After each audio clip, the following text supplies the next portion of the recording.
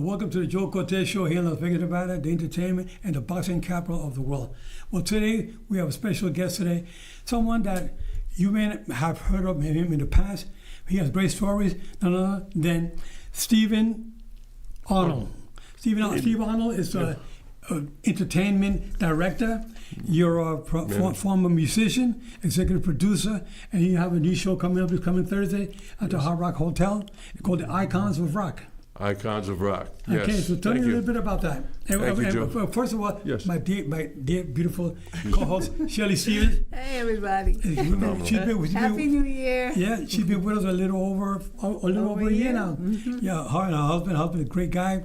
And then Wesley Stevens, he's a wonderful man. He was one of the original Commodores and the Stylistics, and they perform at Lolo's every night now. Well, yeah, it's going to be every night, Wednesday through Saturday. Oh, wow. That's awesome. So starting today, right? No, it might be Sunday, too, when we don't have football games showing. Yeah. But the owners, they're going to be on next week, and they'll tell you about it. Okay. Well, Steve, I want you to tell us a little bit about your background. Now, you've been in the entertainment field, and you're from New York originally. From New York, Manhattan. Man, where about? The original Barney's Men's Store on 16th Street and 7th Avenue. Oh, okay. So I lived in apartment 11K, and my first credit card was a Barney's credit card. Okay. And that started my downfall. Well, you know what I mean? Well, I'm from Manhattan as well. I was born and raised in Spanish Harlem, 99th Street between Park and Madison, right across the street from Mount Sinai Hospital. Wow. But I wasn't born in the hospital. I was born in my apartment back in the day. Oh, you're kidding? Yeah, 98th Street, Park and Madison. Then I grew up on 99th Street, Park and Madison. Apartment 18. Wow. I still remember. And then we moved to apartment 19. Wow, look at that. Apartment 18 was in the back, and apartment 19 was in the front. You remember being born? It sounds like you remember everything. How do you do that? I don't know. You're incredible. I still got a little spark of the old flesh. Oh man, you're amazing. Now you got your beautiful wife, Suzanne. I met her first, and through her, I met you. That's right. And it's amazing that you're in the entertainment field. Tell us what's going on with you these days. Well, right now we have a new show opening at the Hard Rock Cafe on Las Vegas Boulevard, right? Called Icons of Rock, and they have a touring version of this. They just finished a tour of Canada, and we're excited. Thursday, the 8th, we open with great. this, and it's a phenomenal show. It's like a rock concert in a smaller venue, which is going to be. Yeah, kind of overwhelming. So they used to have the Hard Rock Cafe on Paradise, the hotel there. And yes, right. It is now the Virgin Hotel, right? That's now Virgin, and now the Hard Rock Hotel, the real Hard Rock Hotel, is being built and be completed by 2028. So our hopes are, if we do well, which I think we will, maybe we can just make that lateral move right across the street. That would be amazing. Ideal. Well, I seen the construction going on. It's unbelievable. They're already doing the shape of the guitar. Stuff with the room's going to be inside a guitar on the strip. It's unbelievable. It's incredible what they can do. And that's going to be one of the highlights of Las Vegas. It'll be a big deal when it opens, that's for sure. Yeah. Well, I hope you guys get there. Oh, thank you. Yeah. Thank you. Yeah. We look forward to going, don't we? You got it. You're on the list. You're on the list. I hope you guys come out. To the, For sure. Definitely. Be our guest, please. Okay, come in Thursday. That's when we open. It's 3 days a week, 8 o'clock show. It's about a 90-minute show, and yeah, I think people are going to love it. So you're the director there for this whole thing? Well, I guess you could say I'm one of the executive producers. Okay. Yeah, I help put the deal together with the Hard Rock and all the ticket brokers and all of that good stuff, and we have gentlemen Scott Gaines and Dennis Farghese are the other executive producers, and the producer, Darren Moore. This is his project, and it's phenomenal. It really, I think people are going to be blown away. And then where did they have the show before? It was a touring show. A lot of the members are from Canada, and they, like I said, they just got done with a Canadian tour. And selling out venues, and people are loving it, and I think this is a perfect show for Vegas. Yeah, well, you viewers out there watching, you got to make sure you go Thursday. It opens Thursday, and typical week would be Wednesday, Thursday, Friday, but it does vary a little bit. So just check. At the Hard Rock Cafe in Las What Vegas. time on Thursday? 8 o'clock. Perfect. Doors at 7. Okay. And the show is about an hour and a half show? Yeah, 90 minutes. Yeah. Beautiful. All the classic rock songs, 70s, 80s, and 90s, and incredible, some talented musicians and singers. And you're originally from New York, so how do you get started in the music business? Wow. So my uncle was a drummer. My uncle David was a drummer, and he kind of introduced me to the drums, and he played me my first Buddy Rich record. Right. So I was mesmerized when I heard this as a kid. Yeah. And I, who's that and how does he do this? Yeah, that's it. Look at you. You're in. You're in. Just like that. Yeah, so that kind of got me going. And luckily, later in life, I got to know Buddy. Mm-hmm. And we were friends for about 10 years until he passed away. Yeah, he was here in Vegas, living in Vegas for a while, right? He was in Vegas, yeah. He had a home in, apartment in New York, Lincoln Center, and he lived in Florida. He's lived all over. I met him one time at the Dennis Bono show. Oh, you did? Yeah. Oh, okay. We were talking back in his dressing room. We went back to that. That was a good 10 years ago. It was more, yeah. More than he passed in '87. Oh, really? Okay. So it was a while ago. Okay. Yeah, that was a long time ago. But but he was, I would say, my biggest inspiration in life. He was a genius, and he was so good to me, and he's one of those people you think about every day. Now, besides being a drummer yourself, were you also a singer or what? Really bad singer. So awful. I can't carry it. So you sing far, far away and nobody can hear you. That's the only way to do it, to keep myself safe. Yeah. No. This young lady's a great singer. Oh, Michelle's a great singer. Your husband, so I love you guys. Yeah. Thank you. Yeah. And you know what? Susan, it was I love such you. a pleasure when we met you guys, seriously. And we're going to be talking to you about some things since you're like a executive producer, entertainment manager. My husband and I put together this show because everybody in Vegas, it seems like, is doing Motown. Everybody loves Motown, which is great, but that was the 60s. But my husband was with the Sound of Philadelphia in the 70s. So, we had Harold Melvin and the Blue Notes, the OJs, Teddy Pendergrass, everybody. Incredible. So, anyway, we're producing a show.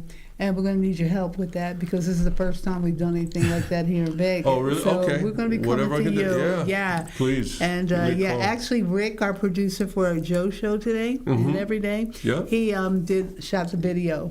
And so I'm going to have to send you a copy when we get done with the show, and then we'll tell you, this is what we're trying to do. Awesome. And we're trying to create like an hour show, hour and a half show. So we'll be talking. All right. Now your husband was with the Commodores and the Stylistics. With the Stylistics first. With the Sound of Philly, and he was with them for 8 years. And then later on in the 80s, he joined up with Lionel Richie and the Commodores for 3 years. Then after that, he became a little bit disillusioned with the music industry because he was 14 when he started. So, back in those days, they call them WDAS. That was a radio station, Wine, Dine, and Sign. That's what they do. And so he's just signing away all the rights, everything, But he enjoyed playing music so much. He didn't care. Yeah. And then eventually, I did Broadway musicals, and I was also a flight attendant. I lived in New York as well. But I was flying with Pan Am. And my girlfriend took me out for my birthday one night, and Wesley was the piano player there. And he came over and started talking to us, and that's when he told me about his career, and I told him about mine. And then he asked me to get up and sing a song with him that night, and I did. And this guy heard us, and he says, I'm opening up a club around the corner in a couple of weeks. You guys want to be my entertainment?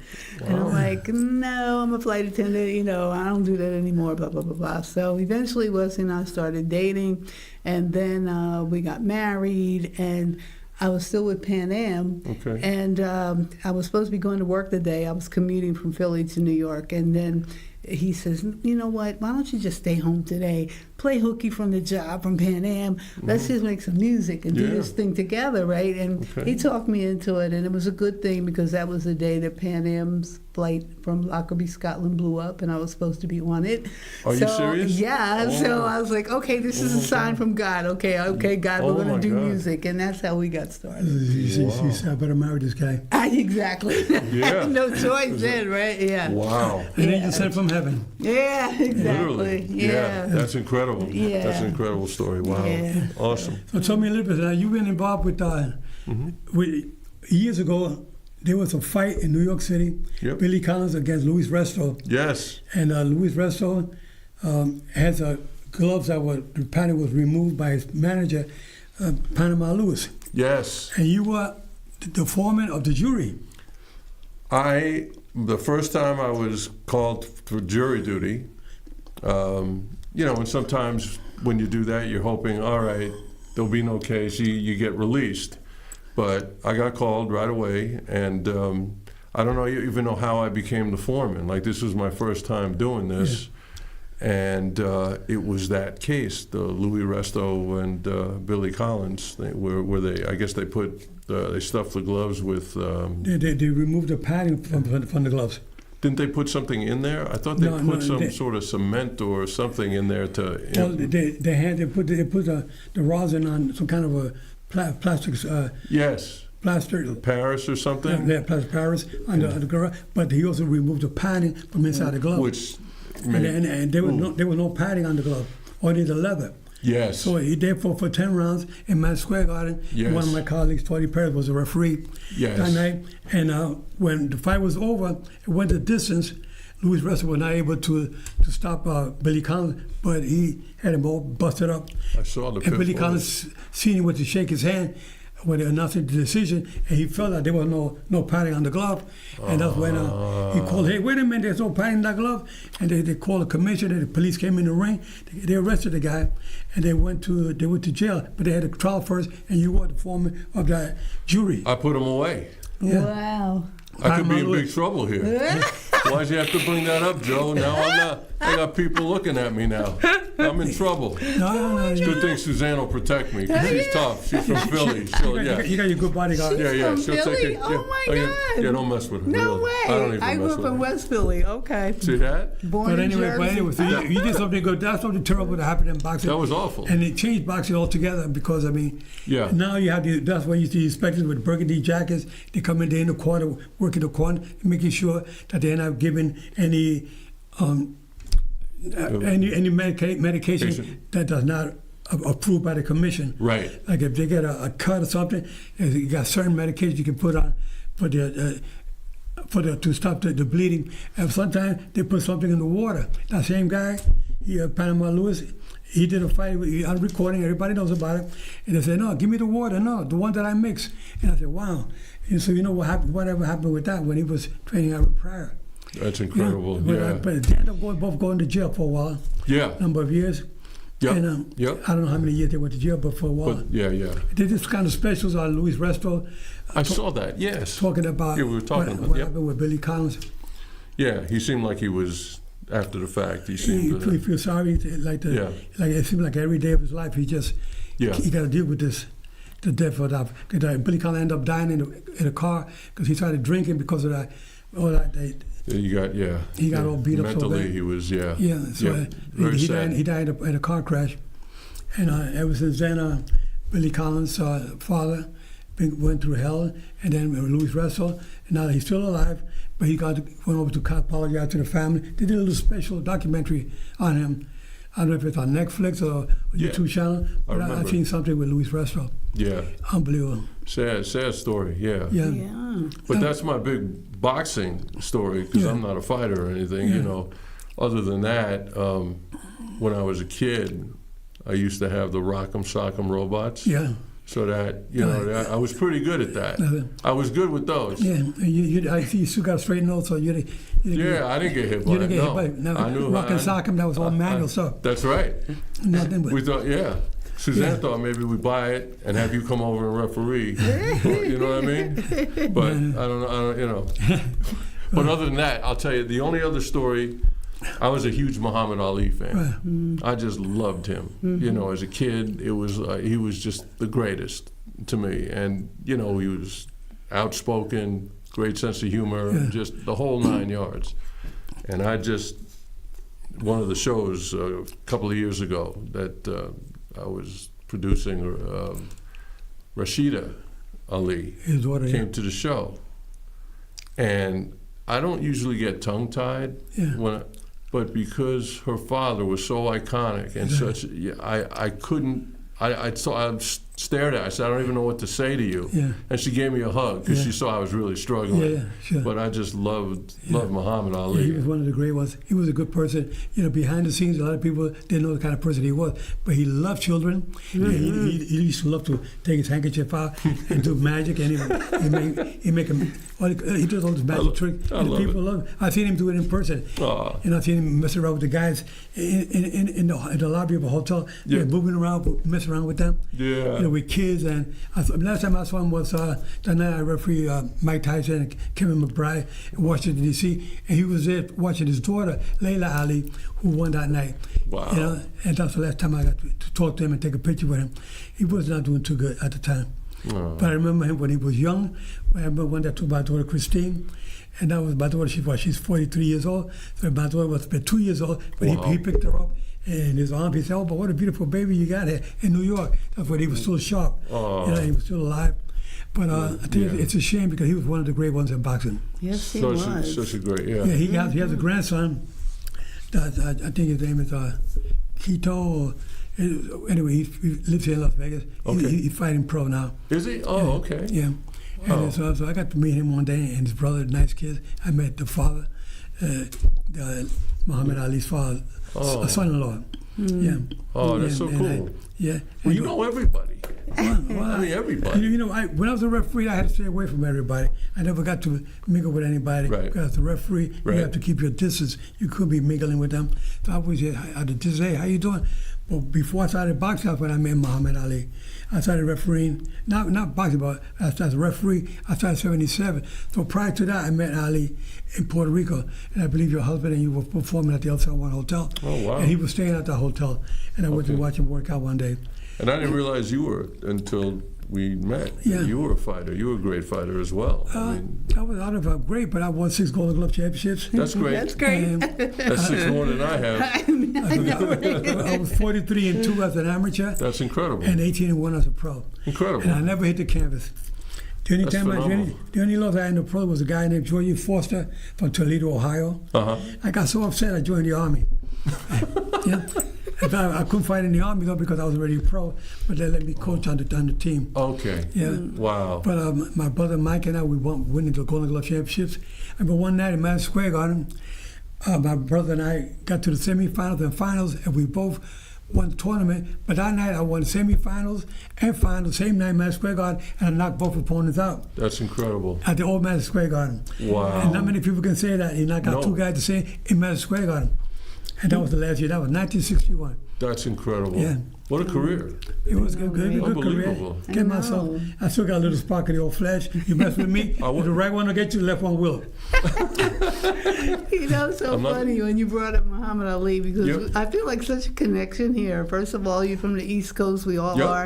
Uh-huh. And then we were talking about Muhammad Ali. My first experience with Muhammad Ali was when I was a flight attendant with Pan Am, and he was up in front in first class, and we got to talk, and he's so sweet.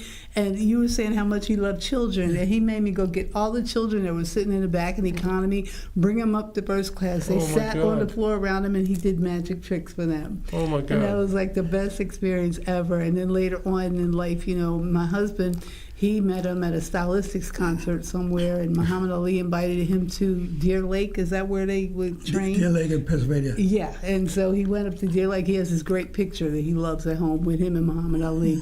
And then later on, we met Joe, and then we met you, and That's it's like this incredible. love fest is going That's on incredible. here. Wow. I know. Do we have a little video of you, something of you that want to show us? Oh, for Icons. Yeah, Icons. Icons of yeah. Rock. Yeah, we have, just a little promo. Okay. Yeah. Okay. Oh wow, that's so cool.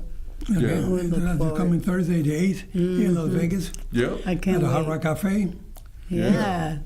Yeah, looking forward. Yeah, it'll be fun. And Shirley, and we got you, Shirley, at the Lola's restaurant. You performing there every night of the week, except yes, that was Monday and a Tuesday. beautiful New Year's good way to start the New Year's. You know, Good way to end it. Good way to start it. Yeah, exactly. It was. We had a perfect night the other night, New Year's Eve, and then that's when the owners, TJ and Carlos, asked us to be the house band. So we're going to be there on Wednesdays through Saturdays and maybe Sundays when they're not having football. You know, we'll That's talk awesome. about that. But yeah, there's some of the pictures from New Year's at Lowell's. Yeah. We had so much fun. There's Donna. She's there every week. Every week, Donna. She's one #1 fan there. Yes, she And is. videographer too. Oh, and there's Colleen and her beautiful dog May May. We treat May May just like Okay. he's so special. That's Gwen. She comes there all the time too. And that's TJ in the middle. Yep. The Lola was there that night as Lola, well. The original Lola. The one on the left. Yeah, With the that's dog Lola, in. and it's Carlos, that's TJ's husband. We said Happy New Year to his mom 3 hours earlier because she's in Cuba on East Coast time, so we had to do the all link sign twice. And there's Laurie to the left. She's like the fabulous hostess. Oh, we love her so much. She's so good with the people that come there. And everybody, that's Mary Ann. She takes a lot of videos and pictures of us as well. All the time. This lady right there to the right, we just met her. I don't even know her name, but I'll find out from Lori because she says she's coming back.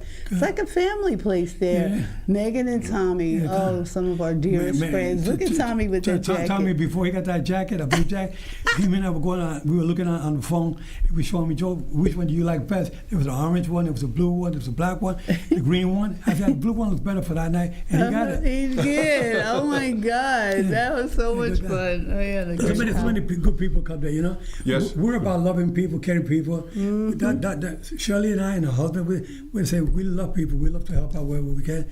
We don't try to do it for any particular reason other than show our love and care, and get unity, get harmony amongst ourselves, get people to love one another. Need more people like you. We need Shelley. more people in the Yes, world like us yes. to do that, because sometimes people get nasty, they get arrogant for no reason at all, and there's no reason for that. Being kind. I tell you, viewers out there, if you're watching, you guys know who, you have to be, 2026 will be the year you say to yourself, I'm going to make a change. I'm going to make a change in life. I'm going to be a good, loving guy, caring individual who cares for everybody. Care for your friends, your family, your loved ones. Make sure that you stay in touch with them. I am an individual. I talk to strangers. Wherever I go, I talk to everybody. That's how I met Stephen's wife, Suzanne. One day I met her, we were shopping, and I met her, we started talking. She saw my golden gloves around my neck. We talked about that. And then I told her, she told me about her husband. Then here we are, we got together. But loving people is so important, caring for them, and sharing your love and your knowledge and wisdom with them. Because a lot of people out there, sometimes they're locked away in the apartment, in the house. They have no friends, especially the seniors.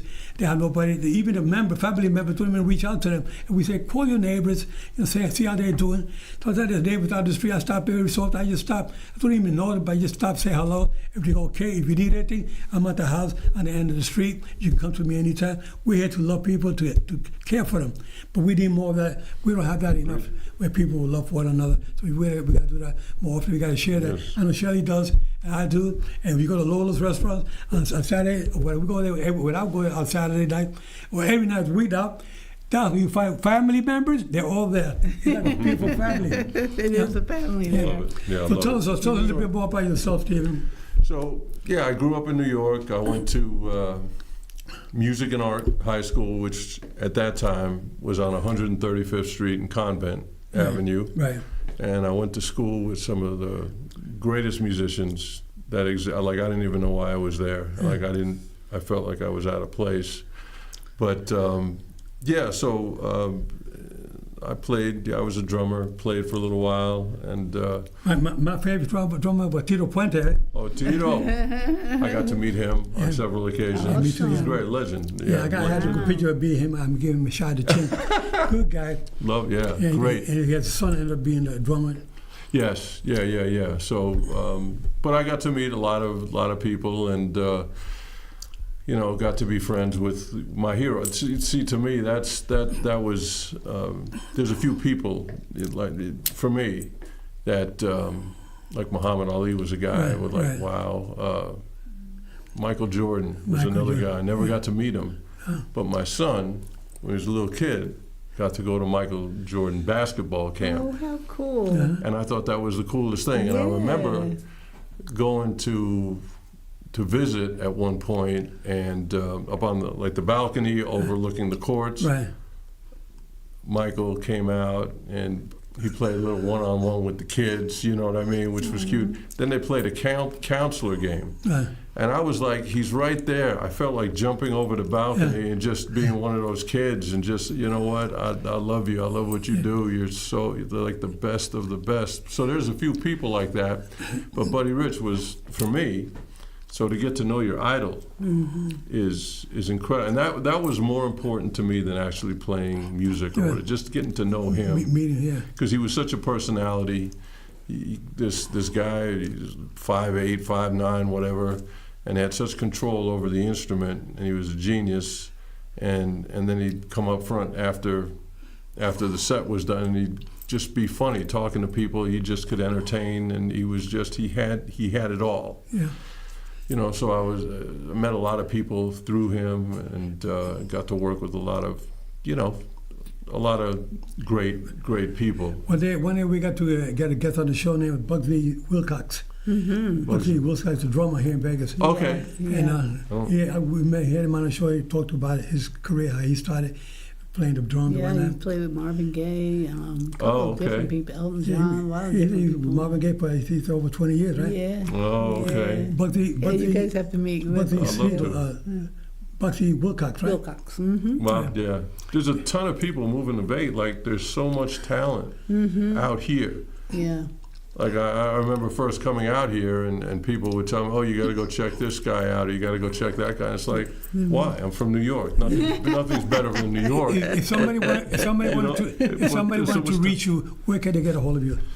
You can't. It's not possible. I don't talk to people. You just dealing with, you got your hands full with the Hard Rock Hotel right now. And I got the wife. She's the master. She makes me, I got to cook every night. I'm like in the kitchen, with the apron. I got no time. I'm surprised you know so straight with a wife like her. Yeah, no, you don't mess with her. She's tough. But no, you can reach. I'm easy to reach. My Facebook page, A&R Management, and there's all contact information there. But right now, I have another. I get to work with great people. That's what I love, working with great talent. Right. Like, and getting to know you. Like, you're an icon. Like, and I'm just honored beyond knowing. And I'm serious about that. Because, your accomplishments and being the human being you are, it's just so rare. And this month also I have a couple of things going on at the Smith Center, Myron's. They're with an incredible singer, Naomi Morrow. She's unreal. There isn't anything she can't do. So I believe it's the 13th. It's almost sold out. Smith Center here. Myron's. It's called the room is called Myron's at the Smith Center. It's a phenomenal room to and hear her name music. is Naomi Morrow. Okay. And she's incredible, right? Great. So I think it's on the 13th, 7 p.m. show. There's only I don't know if there's any maybe 10, 20 tickets left. Yeah. And then another project I produced with now a dear friend, monster piano player, David Siegel. We have a project called Soul Fusion, which Suzanne named the project. She came up with the name for it. Good. And it's, R&B, it's some of the greatest music ever. We have a show on the 21st at Myron's, and it's so funny that I can't remember. We're doing a tribute to. It'd be nice if I could remember. This is funny that I can't remember. But the show on the 21st, 7 p.m., an incredible band and 3 incredible singers. So that's something people should come out to as well. This is our sixth show there. Great. That's why on the show here, to the Joe Cortez Show, we bring people like you out here because we want people in the community in Las Vegas, and those that are coming to Vegas from around the world, they watch this show around the world, they come to Las Vegas, and those dates are so important that they come and see these shows. see the Botown show, watch the Hard Rock Cafe. That's going to be very special. That's Thursday. That's all year. Yeah, that's the residency. The Icons of Rock. Of Rock. Yeah, that's going to be the big one. Killer. That's again like sometimes when these big bands, famous bands go out. Before they do the tour, they might play some smaller venues. Right. So, in New York, there was a club called the Bottom Line, right? And groups like the Stones or like that would go in there before they did their big tours. Yeah. And to see something like that in a small venue that's bigger than life. Okay, friends, you guys out there watching this show, I want you to know that this show is very special because not only do we bring good talent here, and my co-host Shelley Stevens, and his bodyguard, she's bodyguard on the side. She's got a glove on ready. Susanna, thank you. Well, thank you so much for watching the show today. We'll catch you next week. Keep your guards open all the time. Remember, guys, we're fair, but we're firm, but we love music as well. Take care. Happy New Year, Happy New Year to everybody. Happy New Year.